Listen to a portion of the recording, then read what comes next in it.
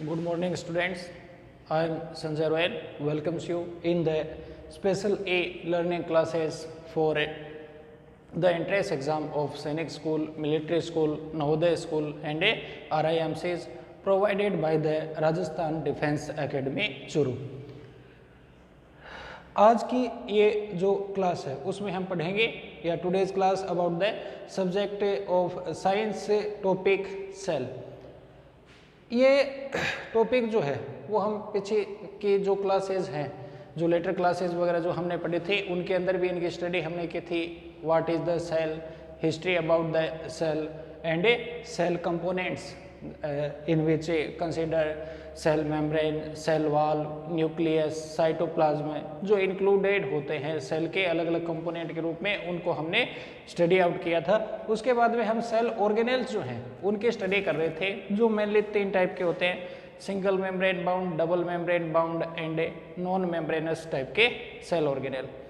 उसमें कई cell organelle जो हैं उनकी स्टडी हमने की थी। आगे जो अदर सेल ऑर्गेनेल हैं उन्हीं को हम आगे पढ़ते हैं इसमें। तो एक इंपॉर्टेंट सेल ऑर्गेनेल जो है इसकी स्टडी हम आज की क्लास में करेंगे, वो है माइटोकॉन्ड्रिया। माइटोकॉन्ड्रिया जो है वो सेल में नॉर्मली यदि देखें तो डबल मेम्ब्रेन बाउंड एक ऑर्गेनेल होता है। तो इसमें एक तो यह चीज़ कि ये जो ऑर्गेनेल है उसमें मेम्ब्रेन जो है वो क्या मिलेगी, डबल मेम्ब्रेन बाउंड। तो इसमें 2 मेम्ब्रेन जो हैं वो इनके अंदर पाई जाती हैं, जिसमें outer mitochondrial membrane and second one is the inner mitochondrial membrane. Space between outer and inner mitochondrial membrane is called peri mitochondrial membrane. तो ये मेम्ब्रेन से रिलेटेड चीज हुई। एक ये मेम्ब्रेन बाउंड ऑर्गेनेल है, और जैसा कि नॉर्मल सी सीधी सी चीज है, मेम्ब्रेन बाउंड साइटो ऑर्गेनेल्स जो है वो केवल यूकैरियोट्स में मिलते हैं। इन प्रोकैरियोट या prokaryotic cell mitochondrion is absent. Prokaryotic cell जो है उनमें माइटोकॉन्ड्रिया जो है वो अब्सेंट होंगे, केवल यूकैरियोटिक सेल में मिलेंगे। और यूकैरियोटिक सेल में भी यदि देखा जाए तो इसकी स्टडी जो है वो सबसे पहले की थी या इसको डिस्कवर किया था कोलिकर ने। तो Kolliker discover this cyto organelle in striated muscle cell.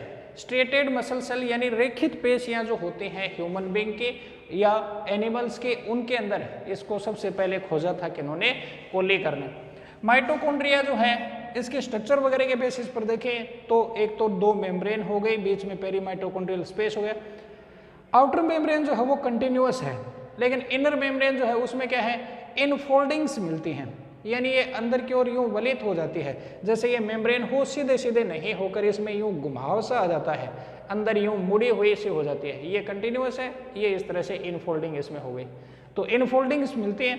ये जो इनफोल्डिंग मिलती हैं वो फिंगर लाइक इंटरजेक्शन के रूप में इनमें यूं दबी हुई रहती हैं, जैसे अंगुलियां सी हैं बीच बीच में यूं दबी हुई हैं। इनको नाम दिया जाता है क्रिस्टी। तो क्रिस्टी जो है वो स्पेशल स्ट्रक्चर है जो इनके अंदर पाई जाती है। इस क्रिस्टी के ऊपर छोटे छोटे पार्टिकल जो है वो भी प्रेजेंट होते हैं, और ये क्रिस्टी के ऊपर जो छोटे छोटे पार्टिकल प्रेजेंट हैं इनको कहा जाता है ऑक्सीसोम और F1 पार्टिकल। या तो इनको F1 पार्टिकल बोलते हैं या ऑक्सीसोम बोलते हैं। और F1 पार्टिकल और ऑक्सीसोम जो हैं इनमें एक एंजाइम होता है जिसको बोलते हैं एटीपेज एंजाइम। इसलिए ऑक्सीसोम जो है वो यहाँ पर एटीपी के सिंथेसिस की जो यूनिट होती है उसका काम करते हैं, यानी रेस्पिरेशन यूनिट की तरह से काम करता है। कौन है? एटीपेज एंजाइम की प्रेजेंस के कारण से ऑक्सीसोम। तो oxysomes act as the unit of ATP synthesis. ATP synthesis की यूनिट की तरह से ये काम करेगा। अंदर का जो भी मटेरियल है इसमें प्रेजेंट होगा वो इसमें कहलाता है मैट्रिक्स। तो अंदर का सारा ये पार्ट जो है वो मैट्रिक्स अधात्री जो है वो कहलाता है। इस मैट्रिक्स में वाटर मॉलिक्यूल है, इनके अलावा कई सारे एंजाइम्स, प्रोटीन वगैरह जो है वो इनके अंदर हैं, मिनरल्स वगैरह जो है वो इसमें प्रेजेंट हैं। मैट्रिक्स में मेनली यदि देखा जाए तो क्रेब्स साइकिल या क्रेब्स साइकिल इसको कहा जाता है, जो रेस्पिरेशन का एक पाथ है। रेस्पिरेशन में होने वाली एक प्रोसेस होती है जिसको क्रेब्स साइकिल बोलते हैं। उस क्रेब्स साइकिल से रिलेटेड सारे जो एंजाइम हैं वो कहाँ पर होते हैं, मैट्रिक्स में, इसलिए माइटोकॉन्ड्रिया में क्रेब्स साइकिल भी होता है। और माइटोकॉन्ड्रिया जो है वो मेनली यदि देखा जाए तो रेस्पिरेशन से रिलेटेड एक ऑर्गन है, और रेस्पिरेशन से रिलेटेड ऑर्गन होने के कारण से इसमें एटीपी का फॉर्मेशन होता है। एटीपी जो है इसको सेल की पावर करेंसी भी कहते हैं। तो एक इस चीज को जरूर ध्यान में रखोगे, which molecule known as the cell currency of a power currency of a cell, तो दैट इज एटीपी मोलिक्यूल। तो एटीपी मोलिक्यूल वो मोलिक्यूल होता है जिसे सेल की पावर करेंसी कहेंगे। ये पावर करेंसी यानी पावर जो है वो उसे को स्टोर करने का काम ये करता है। और एटीपी का सिंथेसाइजेशन या एटीपी का प्रोडक्शन जो है वो कहाँ पर होता है, माइटोकॉन्ड्रिया में होता है। इसीलिए माइटोकॉन्ड्रिया को एक और नाम जो है वो भी दिया जाता है, इसे कॉमन नाम जो है कॉमनली इसे कहा जाता है power house of a the cell. तो ये जरूर ध्यान में रखिए, विच ऑर्गेनेल या which site organelle known as power house of the cell, तो आंसर होगा उसमें माइटोकॉन्ड्रिया। या इसे स्टोरेज बैटरी भी कहते हैं। जैसे कोई भी इक्विपमेंट जो होता है, अपना मोबाइल है, कैमरा है या दूसरे इक्विपमेंट हैं, उनमें बैटरी जो है वो क्या करती है, उसको उसकी सारी प्रोसेसिंग के लिए जो भी उसे एनर्जी चाहिए वो प्रोवाइड करती है। तो इसे स्टोरेज बैटरी भी कहा जाता है, क्योंकि इसमें प्रोडक्शन और स्टोरेज होता है किसका, एटीपी का। तो ये माइटोकॉन्ड्रिया से रिलेटेड कुछ नॉर्मल चीज़ें जो है वो हमने पढ़ी।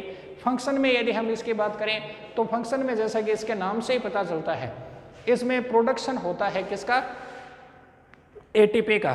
तो मेन फंक्शन जो है वो है produce and store the energy in the form of A ATP. ये एटीपी के रूप में स्टोर करता है एनर्जी को और उसे प्रोड्यूस भी करता है। रेस्पिरेशन में होने वाली जो मेन प्रोसेस है क्रेब्स साइकिल, क्रेब्स साइकिल का जो साइट है वो यही है। क्रेब्स साइकिल जो है वो माइटोकॉन्ड्रिया में ही होता है। और इसके अलावा इसमें एटीपी प्रोडक्शन से रिलेटेड जितने भी एंजाइम्स वगैरह हैं वो भी सारे यहीं पर मिलते हैं। और एटीपेज एंजाइम जो है वो भी ऑक्सीसोम में ही मिलते हैं। तो ये माइटोकॉन्ड्रिया के फंक्शन वगैरह हो गए। मेन चीज़ इसमें जो है वो ध्यान में रखनी है, डबल मेम्ब्रेन बाउंड होता है। क्रिस्टी जैसी जो स्ट्रक्चर है वो किस में मिलती है, माइटोकॉन्ड्रिया में ही मिलती हैं, जिसमें इनर फोल्डिंग होती है। उन पर एटीपेज एंजाइम होता है, इसलिए वो एटीपी का प्रोडक्शन करता है और इस कारण से इसे power house of the cell कहा जाता है। अब माइटोकॉन्ड्रिया के बाद जो सेकेंड अगला अपना जो सेल ऑर्गेनेल है उसकी जो स्टडी करें वो है प्लास्टिड्स। प्लास्टिड्स या सिंगुलर में हम कहें तो प्लास्टिड। प्लास्टिड जो है वो भी यूकैरियोटिक सेल्स में मिलेंगे। प्रोकैरियोटिक सेल्स जो होते हैं उनमें वो अब्सेंट होते हैं, क्योंकि ये भी एक मेम्ब्रेन बाउंड, मेम्ब्रेन से बंधा हुआ या मेम्ब्रेन से घिरा हुआ जो साइटो ऑर्गेनेल है वो होगा। अब मेम्ब्रेन बाउंड है, इसमें ये जो है वो हो गई आउटरे प्लास्टिड मेम्ब्रेन, एंड ये इनर वाली जो हो गई वो इनर मेम्ब्रेन। तो आउटर और इनर मेम्ब्रेन होती है, बीच में पेरी मेम्ब्रेनल स्पेस जो है वो प्रेजेंट होता है। अब प्लास्टिड की यदि हम बात करें तो सबसे पहले इसकी डिस्कवरी वगैरह से रिलेटेड जो है उसको देखें। प्लास्टिड जो है उनकी शेप यदि हम देखें तो डिस्क लाइक शेप होती है। Double membrane bound disc like structure जो है या शेप्ड स्ट्रक्चर जो है उसके रूप में ये सेल के अंदर प्रेजेंट होते हैं। और डबल मेम्ब्रेन बाउंड है, ये चीज ध्यान में रखें। Double membrane bound cyto organelle जो है वो दो हैं, माइटोकॉन्ड्रिया और प्लास्टिड। यह प्लास्टिड का एक टाइप होता है, क्लोरोप्लास्ट। ऐसा क्वेश्चन कई बार एग्जाम में पूछ लिया जाता है, which organelle is a double membrane bound cyto organelle. तो उसमें मेनली ध्यान में रख लें माइटोकॉन्ड्रिया और क्लोरोप्लास्ट जो है उन्हीं का नाम आएगा। इसके अलावा न्यूक्लियस को यदि हम साइटो ऑर्गेनेल माने तो वो भी इसके अंदर हो सकता है। इसके अलावा बाकी और जो साइटो ऑर्गेनेल हैं वो या तो सिंगल मेम्ब्रेन बाउंड होते हैं या उन पर मेम्ब्रेन जो है वो प्रेजेंट ही नहीं होते हैं। तो ये double membrane bound disc like structure वाला हो गया। इसमें सबसे पहले ये जो टर्म है, ये साइटो ऑर्गेनेल को ये नाम प्लास्टिड जो है वो ये नाम दिया था हेक्कल ने। हेक्कल पहले साइंटिस्ट थे जिन्होंने प्लास्टिड को डिस्कवर किया था और उसके बारे में ये टर्म जो है यानी इनको प्लास्टिड नाम जो है वो इन्होंने दिया था। इसके बाद में प्लास्टिड के अलग अलग टाइप जो हैं वो मिलते हैं, तो इनमें टाइप्स जो है उनको जरूर ध्यान में रख लें। There are three types of a plastid are found in a plant cells. 3 type के मिलते हैं। First one is leucoplast, second one is a chromoplast and third one is a chloroplast. Main सबसे इंपॉर्टेंट जो है वो ये chloroplast ही है। ज़्यादातर ये जो शेप हमने बना रखी है या एक जो डायग्राम हमने बना रखा है वो क्लोरोप्लास्ट का ही है। ल्यूकोप्लास्ट, क्रोमोप्लास्ट और क्लोरोप्लास्ट, ये इनका जो क्लासिफिकेशन है, क्लासिफिकेशन ऑफ प्लास्टिड जो है वो किसके बेसिस पर किया जाता है? इनके कलर के बेसिस पर। तो इनके कलर की यदि हम बात करें तो कलर जो है वो अलग अलग कलर का होगा। ये ल्यूकोप्लास्ट जो है वो कैसे होते हैं? कलर लेस होते हैं। तो इनको जरूर से ध्यान में रख लेना, नोट्स में लिखा हुआ नहीं है पीडीएफ फाइल में, उनको आप नोट कर लें। ल्यूकोप्लास्ट कलरलेस होते हैं, ये कलर्ड होते हैं, और ये जो है वो ग्रीन कलर के होते हैं। Except green coloured, yellow, violet, pink, red, किसी भी कलर का हो, ग्रीन कलर के अलावा यदि हो तो वो क्या है? क्रोमोप्लास्ट है। कलरलेस है तो ल्यूकोप्लास्ट है, और ग्रीन कलर का है तो वो क्या है? क्लोरोप्लास्ट कहलाएगा। तो इनको ध्यान में रख लें। ल्यूकोप्लास्ट जो है इनका जो काम होता है वो है स्टोरेज का। ये स्टोरेज का काम करते हैं या स्टोर करते हैं अलग अलग कंपोनेंट या मॉलिक्यूल्स या कंपाउंड जो होते हैं, कार्बोहाइड्रेट, प्रोटीन और लिपिड, इनका स्टोरेज ल्यूकोप्लास्ट करते हैं सेल में। क्रोमोप्लास्ट जो है वो कलर्ड होते हैं और ये कलर प्रोवाइड करवाते हैं।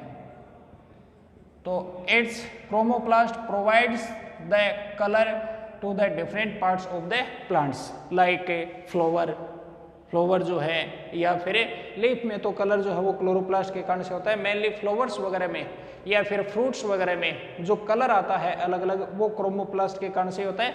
और थर्ड वन, लास्ट वन और and most important are a chloroplast. Chloroplast जो है वो ग्रीन कलर के होते हैं, और मेनली ग्रीन पार्ट, खास तौर से लीफ जो होती है प्लांट्स में, उनमें ये क्लोरोप्लास्ट मिलते हैं। क्लोरोप्लास्ट की यदि हम बात करें तो इसकी सबसे पहले खोज जो है वो ल्यूवेन हॉक ने की थी, लेकिन इसे ये नाम जो है, क्लोरोप्लास्ट नाम जो है वो सिम्पर ने दिया था। तो सिम्पर ने इनको ये नाम दिया, जबकि ल्यूवेन हॉक ने इन्हें प्लांट सेल में सबसे पहले खोजा था। खास चीज इनके बारे में ये ध्यान में रखनी है कि क्लोरोप्लास्ट ऐसा साइट ऑर्गेनेल है जो केवल प्लांट सेल में ही प्रेजेंट होता है। एनिमल सेल जो है उनके अंदर ये एब्सेंट होगा। जैसे हमारी जो सेल होती है उनमें भी ये प्रेजेंट नहीं होता, और इन्हीं कारणों से प्लांट जो है, इन्हीं की प्रेजेंस के कारण से प्लांट जो है वो कैसे नेचर के होते हैं? ऑटोट्रोपिक नेचर के होते हैं। वो अपना फूड, ऑर्गेनिक फूड जो है वो खुद बनाते हैं, जबकि हमको डिपेंड रहना पड़ता है दूसरे जो लिविंग ऑर्गेनिज्म हैं उनके ऊपर। हम हेट्रोट्रोपिक नेचर के हैं। तो एनिमल जो हैं वो हेट्रोट्रोपिक टाइप के होते हैं, प्लांट जो हैं वो ऑटोट्रोपिक टाइप के होते हैं, क्योंकि प्लांट में जो प्लांट सेल होती हैं उनमें क्या मिलता है? क्लोरोप्लास्ट मिलता है, और उसके कारण से वो फोटोसिंथेसिस की कैपेसिटी रखते हैं। फोटोसिंथेसिस प्रोसेस उनके अंदर होती है, और उससे वो अपने फूड का सिंथेसाइजेशन जो है वो कर सकते हैं। अब इसके बाद में हमें क्लोरोप्लास्ट की हम बात करें, मेनली यही है क्लोरोप्लास्ट ही। तो क्लोरोप्लास्ट ग्रीन कलर का होता है, और यहाँ पर हम ये कह सकते हैं लिविंग ऑर्गेनिज्म जो है उनकी सबसे जो इम्पोर्टेंट बायोलॉजिकल प्रोसेस है वो है फोटोसिंथेसिस। ये फोटोसिंथेसिस की जो प्रोसेस है वो कहाँ पर होती है? क्लोरोप्लास्ट में ही होती है। क्लोरोप्लास्ट के कारण से ये फोटोसिंथेसिस जो है वो इनके अंदर होगी। अब क्लोरोप्लास्ट की यदि हम स्ट्रक्चर की बात करें तो एक क्लोरोप्लास्ट जो है उसमें 2 मेम्ब्रेन है, outer chloroplast membrane, inner chloroplast membrane, and between them peri chloroplast membranous space. या पेरी मेम्ब्रेनस स्पेस जो है वो इनके बीच में प्रेजेंट होता है। अंदर की तरफ यदि हम देखें तो इसमें जो भी पार्ट है या क्लोरोप्लास्ट जो है उसके कंपोनेंट को हम मेनली दो पार्ट में डिवाइड कर सकते हैं। फर्स्ट वन है ग्राना, सेकंड वन है स्ट्रोमा। पहला पार्ट जो है वो है ग्रेना। इनमें सिंगल मेम्ब्रेन बाउंड कई सारी सैक लाइक स्ट्रक्चर, थैली या ट्यूब जैसी स्ट्रक्चर जो है वो होती हैं जिनको कहा जाता है थाइलेकोइड। जैसे तकिए होते हैं उस तरह की ये स्ट्रक्चर हैं। एक तकिया है जिसके ऊपर एक खोली जो है वो चढ़ी हुई है, वो खोल जो है वो तो हो गया सिंगल मेम्ब्रेन, और वो तकिया जो है उसको मान ले हम क्या है, थाइलेकोइड है। अब ये बड़े छोटे या रिजाई जैसे होते हैं उस तरह के होते हैं। अब एक के ऊपर एक रजाई, उसके ऊपर दूसरी रजाई, फिर तीसरी, फिर चौथी, पांचवी, छठी, इस तरह से हम रख दें तो थाइलेकोइड का पूरा एक स्टॉक बन जाता है, पूरा एक चट्ठा सा बन जाता है। जैसे सिक्के एक के ऊपर एक रखे होते हैं उस तरह का ये चट्ठा सा इसमें बन जाता है। इस स्टॉक ऑफ थाइलेकोइड को क्या कहते हैं, ग्राना। ये प्लूरल वर्ड है, एक सिंगल के लिए हम कहेंगे ग्रेनम। ये ग्रेनम है, ये ग्रेनम है, ये ग्रेनम है, ये ग्रेनम है, ये ग्रेनम, इन सबको मिलाकर एक साथ क्या कहते हैं, ग्राना। और ग्रेनम की जो यूनिट होती है वो क्या है, थाइलेकोइड। कई बार इंटरग्रेनम थाइलेकोइड होती है, वो अलग अलग ग्रेना को भी आपस में क्या करती हैं, जोड़ती हैं। इसके अलावा क्लोरोप्लास्ट में खुद का डीएनए भी होता है। एक चीज और ध्यान में रख लें, ऐसे साइटो ऑर्गेनेल जिनमें खुद का ओवन डीएनए प्रेजेंट हो, ऐसे साइटो ऑर्गेनेल्स केवल दो ही हैं, या तो है क्लोरोप्लास्ट या है माइटोकॉन्ड्रिया। माइटोकॉन्ड्रिया में भी माइटोकॉन्ड्रिया और क्लोरोप्लास्ट दोनों सिमिलरिटी शो करने वाले साइटो ऑर्गेनेल हैं। क्या सिमिलरिटी है, दोनों double membrane bound cyto organelle हैं। केवल ये दो ही double membrane bound cyto organelle है, क्योंकि न्यूक्लियस को तो साइटो ऑर्गेनेल में शामिल ही नहीं किया जाता है। और दोनों में ही both has their own DNA, ये अपना खुद का डीएनए जो है वो भी रखते हैं। तो ये दोनों इनकी विशेषताएं हैं, इस चीज को ध्यान में रख लेना। अब ग्रेना जो है उनका जो एक एक कंपोनेंट है वो क्या है, थाइलेकोइड। यहाँ पर फोटोसिंथेसिस होती है कहाँ, क्लोरोप्लास्ट में। फोटोसिंथेसिस में दो प्रोसेसेस होती हैं या दो रिएक्शन होते हैं, यानी फोटोसिंथेसिस दो रिएक्शन का एक कॉम्बिनेशन है, जिनको हम कह सकते हैं light reaction and a dark reaction. इसमें दोनों रिएक्शन है फोटोसिंथेसिस की तो है। तो फोटोसिंथेसिस जो है वो ऐसी प्रोसेस है जो कहां पर होगी, क्लोरोप्लास्ट में, लेकिन उसमें लाइट रिएक्शन जो है वो तो होती है कहां पर, ग्रेनम में। और एक डार्क रिएक्शन जो है वो कंप्लीट होती है कहां पर, स्ट्रोमा में। लाइट रिएक्शन में लाइट की प्रेजेंस में होती है, डार्क रिएक्शन जो है वो लाइट की अब्सेंस में होती है, या कह सकते हैं उसको लाइट की जो है वो जरूरत नहीं होती। दूसरा जो इसका पार्ट है वो हो गया स्ट्रोमा। ग्रेनम के बीच का जो कंपोनेंट है वो सारा का सारा पार्ट स्ट्रोमा ही है। और इस स्ट्रोमा में वाटर सोल्यूबल कई सारे मॉलिक्यूल्स या सबस्टांसेस जो हैं वो इसमें प्रेजेंट होते हैं। स्टोर्ड फूड जो होता है वो भी यहीं पर प्रेजेंट होता है। जो फूड फोटोसिंथेसिस में बनता है उसको स्ट्रोमा में ही स्टोर करके रखा जाता है, मेनली स्टार्च के रूप में। इसके अलावा इसमें राइबोसोम जो है वो प्रेजेंट होते हैं, लिपिड मॉलिक्यूल भी इसमें प्रेजेंट होते हैं, प्रोटीन मॉलिक्यूल जो है वो भी इनके अंदर प्रेजेंट होते हैं। फंक्शन वगैरह के बेसिस पर देखें तो क्लोरोप्लास्ट का जो मेन फंक्शन है वो हो गया फोटोसिंथेसिस। उसमें ग्रेनम का जो मेन फंक्शन है वो हो गया लाइट रिएक्शन। ग्रेनम जो है उनमें कई सारे फोटोसिंथेटिक पिगमेंट जो हैं वो प्रेजेंट होते हैं, और उनमें मेन जो पिगमेंट होता है वो है क्लोरोफिल। और इस क्लोरोफिल की प्रेजेंस के कारण से ही क्लोरोप्लास्ट जो है वो ग्रीन कलर के होते हैं, या फिर क्लोरोप्लास्ट की प्रेजेंस के कारण से ही लीव्स जो हैं वो ग्रीन कलर के होते हैं। तो इस तरह से देखा जाए तो इनमें पिगमेंट मिलते हैं। ये जो पिगमेंट है वो मिलेंगे कहाँ पर, थाइलेकोइड के इनर सरफेस पर। थाइलेकोइड के इनर सरफेस पर ये जो पिगमेंट है वो एक ग्रुप में मिलते हैं। इन पिगमेंट के ग्रुप को, जिनमें मेन पिगमेंट जो है वो क्लोरोफिल है, तो पिगमेंट्स का जो ग्रुप होता है उसको कहा जाता है quantasome. Quantasome are the units of light reaction. Quantasome जो है वही यूनिट होते हैं लाइट रिएक्शन की, उन्हीं में लाइट रिएक्शन या लाइट का एब्जॉर्प्शन जो है वो क्वांटासोम ही करते हैं। तो क्वांटासोम ग्रेना का ही एक पार्ट है, या यूं कह सकते हैं ग्रेना जो थाइलेकोइड से मिलकर बने हैं उनके इनर सरफेस पर छोटे छोटे ग्रुप, जैसे मधुमक्खियों का छत्ता होता है उस तरह का एक छत्ता सा जो है वो जुड़ा हुआ रहता है, जिसको हमें क्वांटासोम कहेंगे। एक क्वांटासोम में लगभग 230 क्लोरोफिल मॉलिक्यूल जो है वो प्रेजेंट होते हैं। मधुमक्खी छत्ते में जैसे एक के ऊपर एक चिपकी हुई रहती है, उसी तरह के दिखाई देते हैं ये क्वांटासोम, जिसमें यूं कह सकते हैं क्वांटासोम मधुमक्खियों का छत्ता है और ये 230 मधुमक्खियां जो है वो क्लोरोफिल है। उसी तरह की इनके जुड़ाव जो है वो होगा। डार्क रिएक्शन जो है वो कहाँ पर होती है? स्ट्रोमा में। स्ट्रोमा जो है उसका फंक्शन यदि हम देखें तो ये क्या हो गया, ये डार्क रिएक्शन की मेन साइट है और यहाँ पर प्रोटीन सिंथेसिस भी होता है राइबोसोम प्रेजेंट होने के कारण से। इसके अलावा फूड जो बनता है उसको स्टोर भी कहाँ पर किया जाता है? स्ट्रोमा में ही किया जाता है। अब इसके बेसिस पर एक क्लोरोप्लास्ट जो है, इसके लिए एक वर्ड और काम में लिया जाता है, इसे किचन ऑफ द सेल भी कहा जाता है। जैसे हम किचन में क्या बनाते हैं? फूड का फॉर्मेशन करते हैं, खाना बनाते हैं, खाना तैयार करते हैं, वैसे ही सेल के लिए जो फूड यानी ऑर्गेनिक कंपोनेंट्स जो हैं उनका फॉर्मेशन या सिंथेसाइजेशन जो है वो कहाँ पर होता है?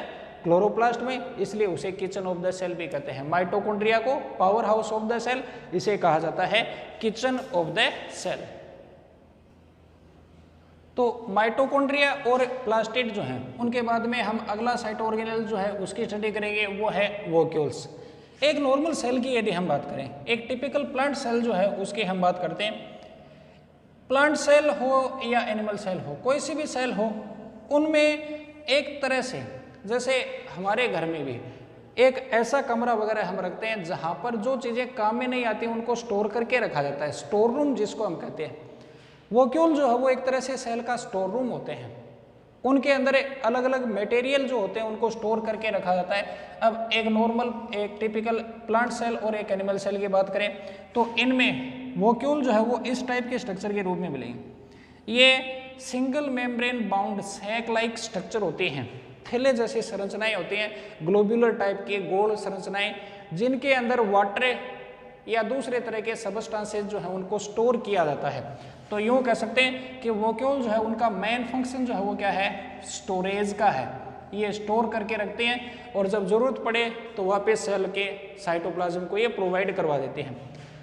सिंगल मेम्ब्रेन बाउंड ये स्ट्रक्चर हो गई। शेप जो है वो इनके वोक्यूल लाइफ, इनके जो है वो स्फेरिकल स्ट्रक्चर जो है वो मिलती है। प्लांट और एनिमल सेल में देखा जाए इनकी प्रेजेंस तो ये साइटोप्लाज्म में प्रेजेंट होते हैं। जैसे ये एनिमल सेल है, इसमें ये सेल मेम्ब्रेन, ये यहाँ पर न्यूक्लियस, बीच बीच में ये कई सारे वोक्यूल जो है वो प्रेजेंट होंगे। एनिमल सेल में न्यूमरस बटे स्मॉल साइज्ड वोक्यूल जो है वो प्रेजेंट होते हैं। एक एनिमल सेल में कई सारी वोक्यूल होंगी लेकिन वो छोटी छोटी साइज की होती हैं। प्लांट सेल में देखें तो प्लांट सेल जब शुरुआत में बनती है तो उसमें वोक्यूल जो है वो बहुत सारी होती है लेकिन वो बाद में आपस में जुड़ जाती हैं। एक मैच्योर प्लांट सेल में यदि हम देखें तो उसका ज़्यादातर पार्ट, लगभग उसके साइटोप्लाज्म का 90% पार्ट जो है वो तो कवर करके रखती है वोक्यूल ही। तो उसमें एक बड़ी एनिमल प्लांट सेल में एक बड़े आकार की या बड़े साइज के वोक्यूल जो है वो प्रेजेंट होते हैं और उसके कारण से उसका सारा साइटोप्लाज्म जो है वो पेरीफेरी पर आ जाता है और न्यूक्लियस जो है वो भी कहाँ रहता है? किनारे पर ही रहता है। वोक्यूल जो है वो इसमें लगभग 90% पार्ट जो है वो कवर कर लेती है या ये ऑक्यूपाई करती है एक सेल का लगभग 90% पार्ट। अब हम वोक्यूल के फंक्शन वगैरह की हम बात करें तो फंक्शन में कई जो ऐसे ऑर्गेनिज्म होते हैं, यूनिसेलुलर ऑर्गेनिज्म जो एक्वस कंडीशन में या एक्वस वाटर कंडीशन में रहते हैं, जैसे पैरामीशियम, अमीबा वगैरह, उनमें अमीबा इस तरह का एक लिविंग ऑर्गेनिज्म है, उसमें बड़े आकार की वोक्यूल बनते हैं। ये वोक्यूल जो है वो वाटर को स्टोर करती रहती हैं और बाद में जब जरूरत पड़े तो वापस सतह पर आकर फट जाती हैं और फिर पानी को बाहर निकालते हैं। तो वाटर जो एक्सेस क्वांटिटी में इनके अंदर आता रहता है उसको ये स्टोर करते हैं और स्टोर करके वापस बाहर छोड़ने का काम करते हैं। इनको कॉन्ट्रैक्टाइल वोक्यूल कहते हैं। तो कॉन्ट्रैक्टाइल वोक्यूल जो हैं उनका काम क्या हो गया? ये ओस्मो रेगुलेशन का काम करती हैं। इसके अलावा कई सेल्स जो होती हैं उनमें जो मेटाबॉलिक सबस्टांसेस बनते हैं उन सबस्टांसेस को ये वोक्यूल जो है वो स्टोर करके रखती हैं। अब एक तरह से ये सेल में बनने वाले जो सॉल्यूशन है उसको ये स्टोर करती हैं, इसलिए इनमें भरा हुआ जो सॉल्यूशन होता है उसको कहा जाता है सेल सेप। और इसके बाहर जो सिंगल मेम्ब्रेन है उसको कहा जाता है टोनोप्लास्ट। तो ये टोनोप्लास्ट से कवर होती है और सेल सेप जो है उसको ये स्टोर करके रखती हैं। और कई टॉक्सिक सब्सटेंसेस वगैरह जो हैं उनको ये सेल से बाहर निकालने का भी काम करती हैं। इसके अलावा प्लांट सेल जो कलर्ड होती हैं, जैसे फ्लावर में पेटल वगैरह को हम देखें, पंखुड़ियाँ कलर्ड होती हैं, उनमें वो कलर जैसे एंथोसाइनिन या दूसरे तरह के पिगमेंट जो है उनको भी स्टोर कहाँ पर करते हैं, वो वोक्यूल्स में ही करते हैं। तो वोक्यूल्स का मेन यदि काम देखा जाए तो ये स्टोरेज का काम करती हैं। इनको हम नॉर्मली कह सकते हैं स्टोर रूम भी। तो ये स्टोर रूम की तरह से काम करती हैं। किचन की तरह से काम करता है क्लोरोप्लास्ट, पावर हाउस की तरह से काम करता है माइटोकॉन्ड्रिया, या पावर रूम की तरह से वो काम करता है, बैटरी की तरह से काम करता है। स्टोर रूम का काम जो है वो कौन करती है, वोक्यूल करती हैं। तो 3 साइटो ऑर्गेनेल जो है उनकी स्टडी आज हमने की, माइटोकॉन्ड्रिया, प्लास्टिड्स एंड वोक्यूल्स। आगे जो बचे हुए साइटो ऑर्गेनेल्स हैं उनकी स्टडी हम करेंगे अगली क्लास में। आज के लिए इतना ही, धन्यवाद।